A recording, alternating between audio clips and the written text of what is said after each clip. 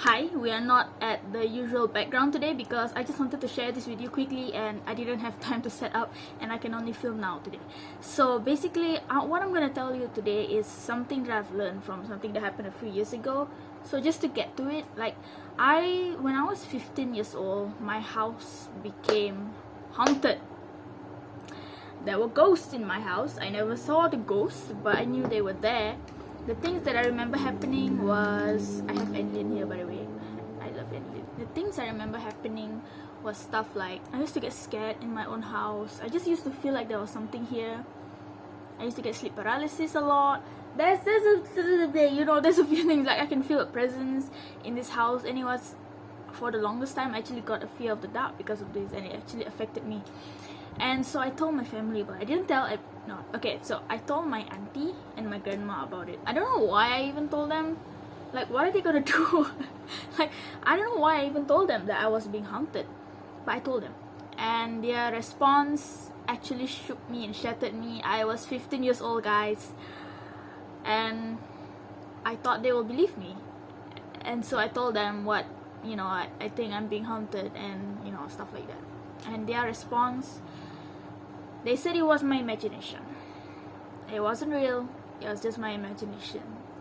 And my auntie even went as far to say that, no, demons are in another world, they cannot cross over to this world, So basically we're in two different worlds, so you can't have.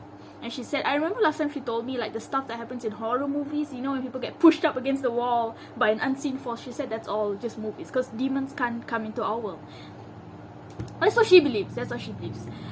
And that really shook me. Looking, like, I was 15 years old, guys, and I was already so scared every day living.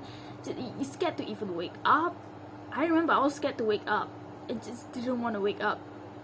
And there's these people, like my auntie and my grandma told me that it's just my imagination, and that just hurt me a lot. And yeah, and then after that, I also during this time I also had a bad back and knee problem. Even though I'm so young, to this day I don't know why it happened. Like, why do I have that? But it was bad. When I say it was bad, this is so abnormal, I think, for a 15-year-old. I used to go up the stairs in my house and have to stop every few steps because my knees were so painful, and I couldn't even run because if I run, the lower back will get painful. I couldn't even run. Like, it was that bad, and I just didn't know what to do. And how do you explain if being 15 years old and having such bad back and knee pain? How do you explain that, So anyway, I told my auntie and my grandma. For some reason, looking back on it, I should have never ever told them. These are the two people in my house who if I have problems now, I would never ever tell these two again. I learned my lesson already. And even looking back, I don't know why I even told them, but I guess I just wanted to, someone to do something about it, someone to help me, because I was in so much pain every day. I used to cry. I used to cry about how much my back hurts and my knee hurts. So I told them, and then I think I told my auntie, not my grandma. I told my auntie, and she said it's normal. So that was the responses I got. One is about the house being haunted. They said it's my imagination, and another one is about my back pain and my knee pain. She said it's just normal. And it is from that moment on, because I was already so hurt.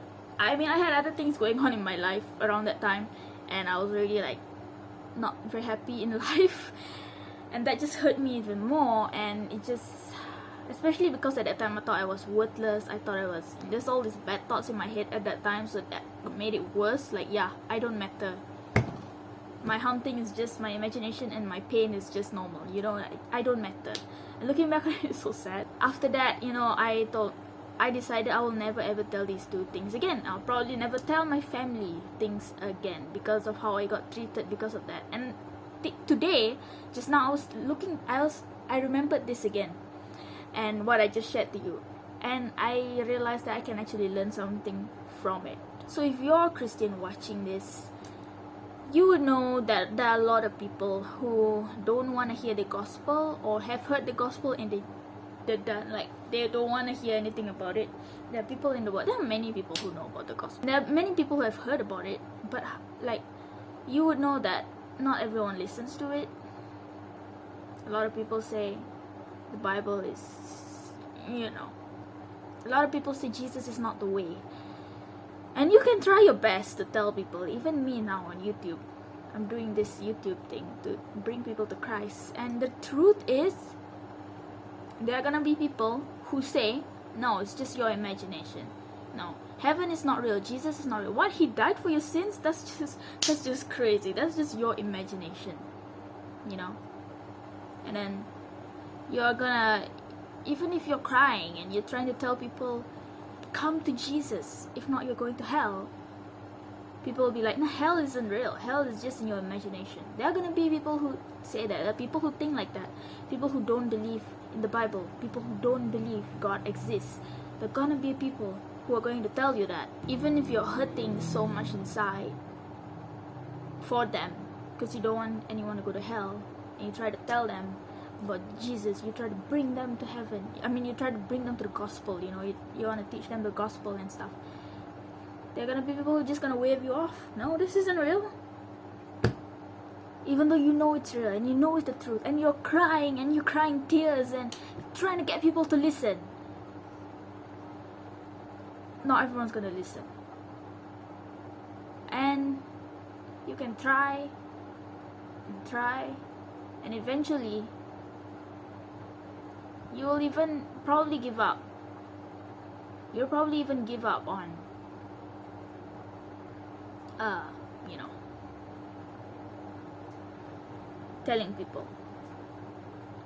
And I hope that doesn't happen. I hope that doesn't happen to me too. But it's easy to give up because you just feel like they're not listening.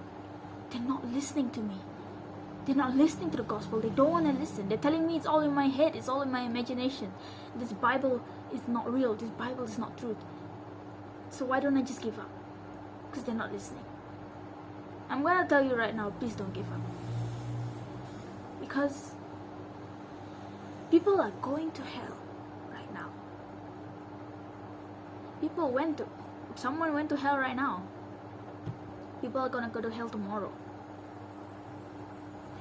And if we give up, who's gonna be there? Who's gonna be there to tell them about the gospel? To tell them about heaven? To tell them about Jesus and what he did for us? It's easy to give up. It's easy to feel like people are not listening. Because that's what happens. The world will never listen to us. You think the world loves Jesus? No, they crucified him. They're gonna crucify us too. They're not gonna listen to what we say. But out of the millions of people, if you can find even one person who listens, who you can plant that seed,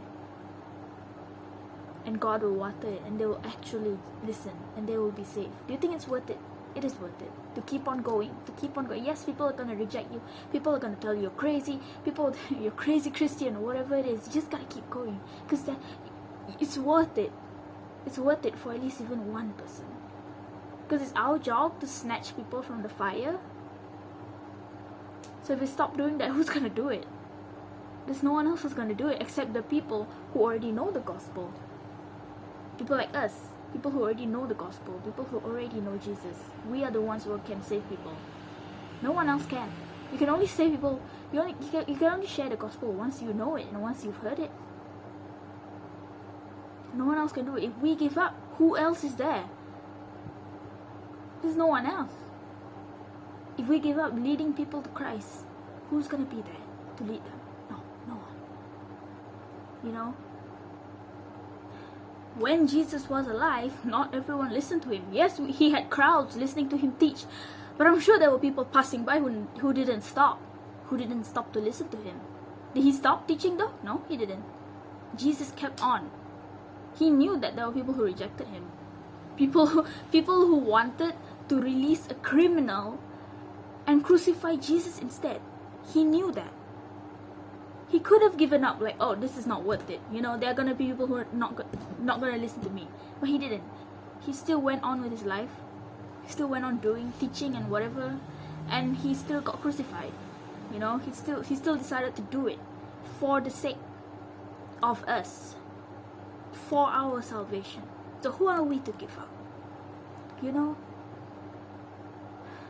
Yes, probably a lot of our words will fall on deaf ears. There's no doubt about that. Many people don't want to listen to us.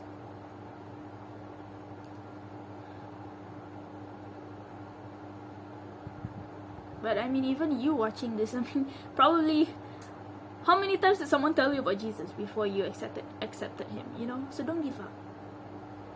Don't give up. The thing that keeps me going is remembering that people go to hell every day.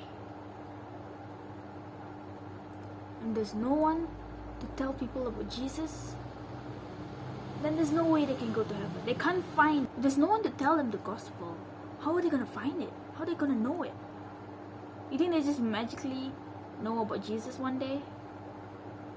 No, you gotta hear it from somewhere, right? So if we give up, they're never gonna hear it. They're never gonna hear it. So yeah, that is it for this random video in this background. It's just something that I had on my chest. Just had to let it out.